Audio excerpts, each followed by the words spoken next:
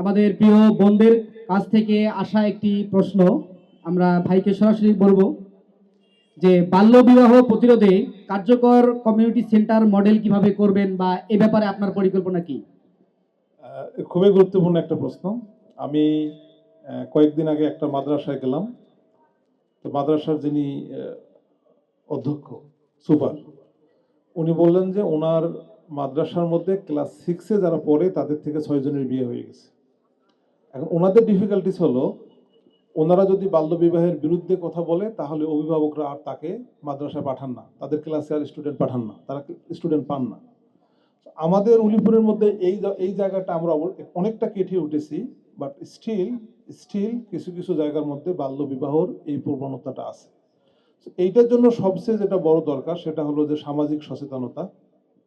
দ্বিতীয় যেটা দরকার, বাল্য বিবাহ একজন পরিবার কেন চিন্তা করে? বাল্য বিবাহ একজন পরিবার চিন্তা করে এই কারণে যে ওভারঅল পারিবারিকভাবে আমরা তো দরিদ্র সীমার কাছাকাছি, একটা কঠিন স্ট্রাগলিং এর মধ্য দিয়ে আমাদের উলিপুরের ফ্যামিলিগুলোকে যেতে হয়। বাংলাদেশের রিসেন্ট সার্ভে অনুযায়ী 100 জনের মধ্যে 70 জনের মতো মানুষ প্রায় দারিদ্র সীমার কাছাকাছি। এখন একজন দরিদ্র বাবা যখন দেখে যে আমরা এখন একটা ছেলে পেয়ে গেছি, সে এই সুযোগটা আর হাতছাড়া করতে চায় না। সে মনে করে এইটা না করলে পরবর্তীতে আমার জীবনে আর অনেক বেশি কষ্ট হবে। এটা হলো রিয়েলিটি। সো বাল্য বিবাহ বন্ধ করতে হলে কাউন্সিলিং, মোটিভেশনের আগে আমাদেরকে মূল জায়গাটা হাত দিতে হবে যে কোন কারণে একজন অভিভাবক বা কোন কারণে একজন মেয়ে বাধ্য হয়ে বাল্য বিবাহতে রাজি হচ্ছে।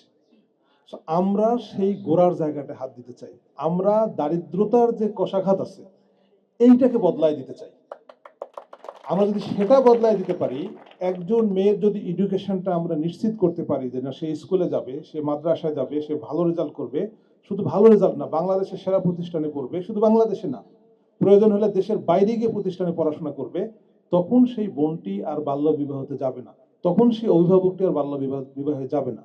এই জন্য আমাদের পরিকল্পনা হলো যে সোর্স যেটা, অরিজিন যেটা, সেইখানে হাত দেয়া এবং সেইখান থেকে সমৃদ্ধি করা। এর পাশাপাশি আমাদের মোটিভেশন সহ অন্যান্য প্রজেক্ট যেগুলো আছে এগুলো থাকবে ইনশাআল্লাহ।